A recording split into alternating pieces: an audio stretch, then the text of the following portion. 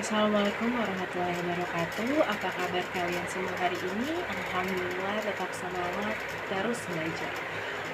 Perkenalkan, saya Dewi, calon motivator Bimba dari Jakarta.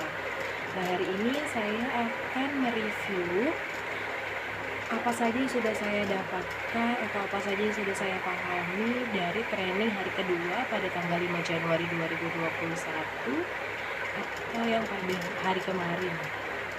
Nah, untuk materinya sendiri ini tentang kurikulum dasar. Nah, di kurikulum dasar tersebut ini membahas tentang yang pertama adalah hak anak, hak sebagai anak, dan juga metode-metode pembelajaran yang ada dan yang digunakan oleh Bunda sendiri. Nah, yang pertama ini adalah berdasarkan konvensi PBB, hak anak ini ada 10, dan salah satunya itu sejalan dengan Bimba adalah hak anak dalam bermain dan mendapatkan pendidikan. Nah, dari teori yang selanjutnya, untuk teori belajar dalam psikologi pendidikan, ada teori yang diadopsi dari teori behavioristik yang digagas oleh Edward Lee Thorndike pada 1930, yaitu S.R. Barn Theory, di mana dalam teori tersebut terdapat 3 hukum belajar. Yang pertama adalah the law of effect atau hukum sebab akibat. Yang kedua adalah the law of exercise atau hukum latihan. Dan yang ketiga adalah the law of readiness atau hukum kesiapan. Di Bimba sendiri ini ada 3 metode belajar dan 1 metode penunjang, atau 3 metode belajar utama dan 1 metode penunjang. Yaitu 3 metode belajar utama adalah fun learning, small step system, individual system, dan 1 metode penunjang adalah metode variation skill. Nah, untuk di small step system sendiri ini berarti adalah proses belajar yang dilakukan secara bertahap, secara afeksi atau sesuai dengan kemauan anak, dan secara kognitif atau sesuai dengan kemampuan anak. Sehingga dalam proses belajar ini harus sesuai dengan apa yang diinginkan oleh anak-anak dan apa yang mereka mampu. Gitu. Untuk tujuannya sendiri agar proses belajar mengajar ini selalu menyenangkan bagi anak-anak. Ya, karena di sini kita harus mengedepankan sistem belajar fun learning atau 100% belajar yang menyenangkan untuk menumbuhkan minat belajar anak usia dini tersebut.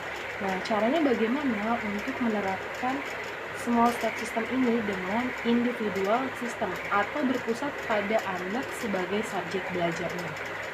Nah, untuk perbandingannya sendiri ini di sini mungkin banyak dari sekolah-sekolah yang sudah lanjut, tingkatan yang lebih lanjut ini menggunakan classical system dibandingkan individual system. Nah, di Bimba sendiri ini menggunakan individual system untuk menggali minat belajar, menumbuhkan minat belajar dari anak usia dini, di mana pada anak usia dini mungkin yang diinginkan mereka lebih banyak bermain daripada belajar, seperti itu.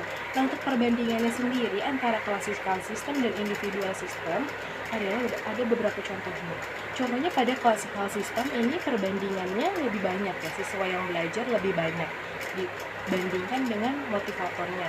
Misalkan satu motivator bisa mengajarkan atau memberikan materi kepada 10 anak atau lebih. Sedangkan di Bimba sendiri ini menggunakan individual system, berarti satu motivator paling banyak ini dengan 4-5 anak saja, seperti itu. Jadi untuk anak motivator sendiri ini lebih bisa mengenali satu persatu anak didiknya tersebut. Nah, yang kedua ini materi. Untuk materi dari classical system ini seragam, dari siswa lain ke siswa lainnya lagi ini sama. Sedangkan untuk individual system itu materinya berbeda-beda. Seperti itu. Nah, untuk classical system kurikulumnya ini sudah ditentukan, sedangkan untuk individual system kurikulumnya ini menyesuaikan dari siswanya sendiri.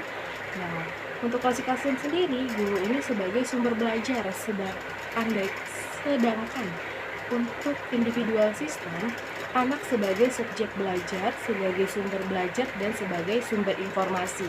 Jadi apapun yang kita ajarkan kepada anak nanti Nah, itu tergantung dari kemauan dan kemampuannya. Kita menyesuaikan dan mengarahkan seperti itu. Nah, bagaimana cara melakukan individual system? Yaitu dengan tidak melakukan classical system seperti itu. Nah, untuk aspek belajar sendiri di sini ada yang namanya variation system.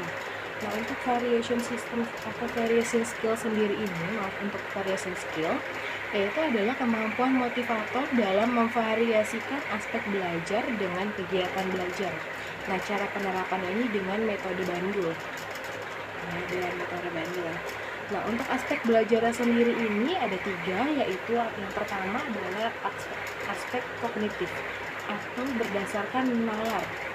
Contohnya itu dengan membaca atau menghitung seperti itu. Untuk yang kedua ini aspek afektif, yaitu dengan berdasarkan perasaan.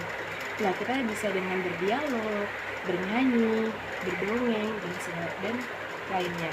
Dan untuk yang ketiga adalah psikomotorik, yaitu dengan gerak tubuh, di mana psikomotorik sendiri ini dibagi 2, yaitu motorik halus dan motorik kasar. Yang kita latih di Bimba ini adalah motorik halus, sedangkan motorik kasar ini sudah anak dapatkan dalam kehidupan sehari-hari. Contohnya pada saat bermain, mereka berlari, berjalan, memegang sesuatu, seperti itu. Nah, alasan diadakannya atau alasan dibuatnya atau diadopsinya variation skill ini adalah karena rentang konsentrasi anak pada usia dini ini sangat pendek. Ya, untuk maksimal sekali di 10 menit seperti itu. Nah, untuk yang kedua ini anak mudah teralihkan, di mana anak ini sangat mudah teralihkan oleh sesuatu, entah itu bunyi, entah itu sesuatu yang lewat, entah itu apapun yang menarik perhatiannya.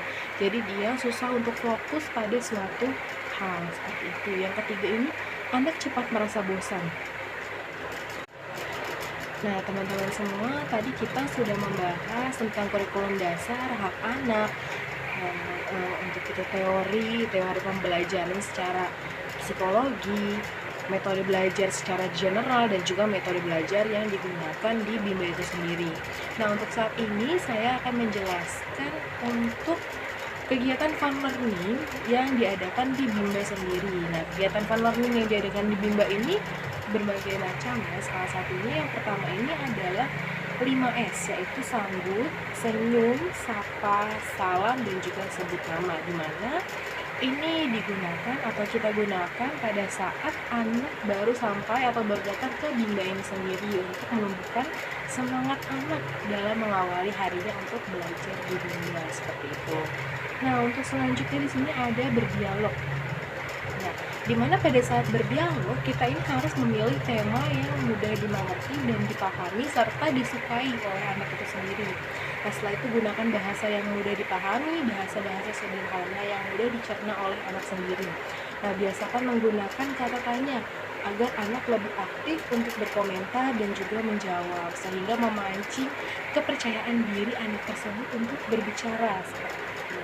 Dan setelahnya selalu sisipkan bahasa Bimba atau bahasa ejaan ya, agar melatih anak untuk mendapatkan bahasa sehari-hari atau mempermudah anak untuk mengenal kata demi katanya.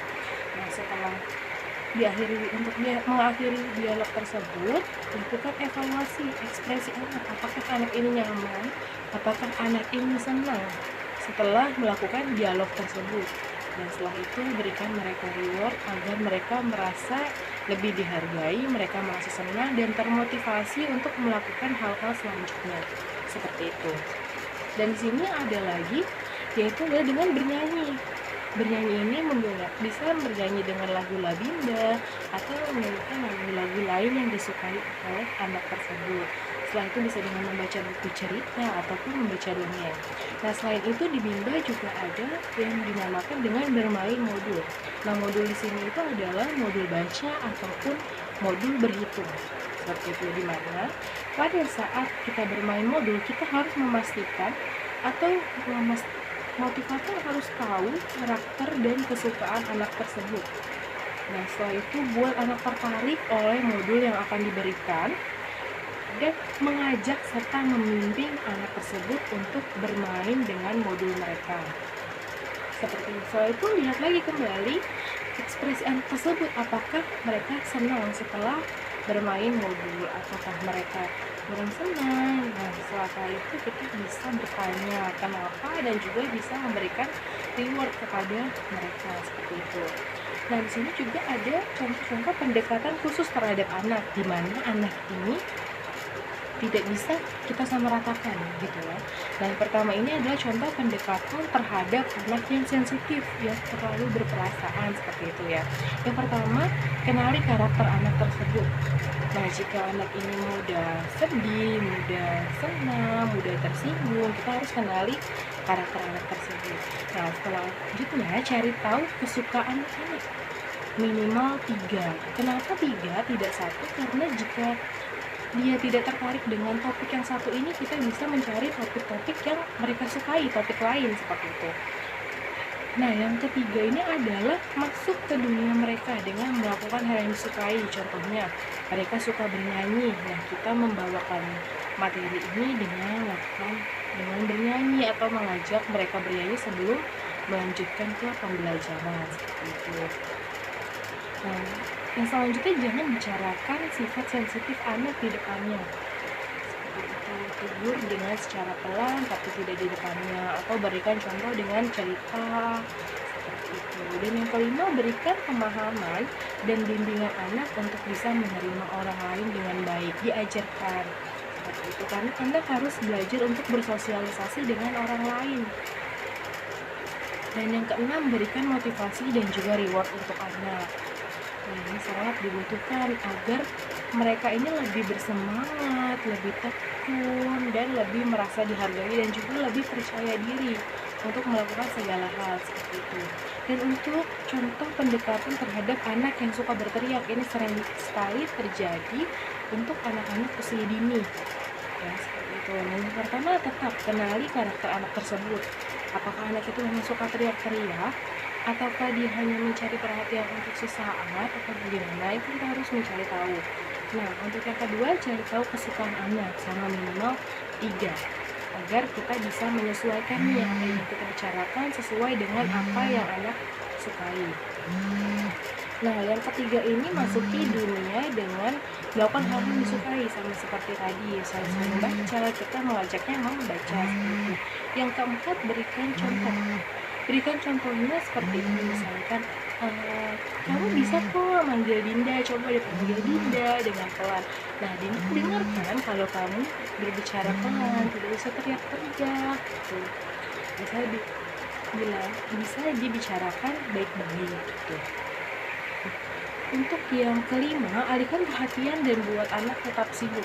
Jadi jika dia suka teriak-teriak setelah pekerjaannya selesai, maka kita buat dia sibuk dengan pekerjaannya kembali. Jika dia sudah mewarnai, kita ajak kembali, kamu mau nggak membaca atau bermain apa atau seperti apa. Dan yang keenam, jangan menyerah, tetap sabar dan berikan perhatian. Kita sebagai motivator harus selalu sabar menghadapi anak. Tidak bisa selalu dengan kekerasan seperti itu. Dan yang terakhir, tetap berikan motivasi dan juga reward. Nah, sekian informasi yang bisa saya sampaikan dan ilmu yang saya terima. Terima kasih. Wassalamualaikum warahmatullahi wabarakatuh.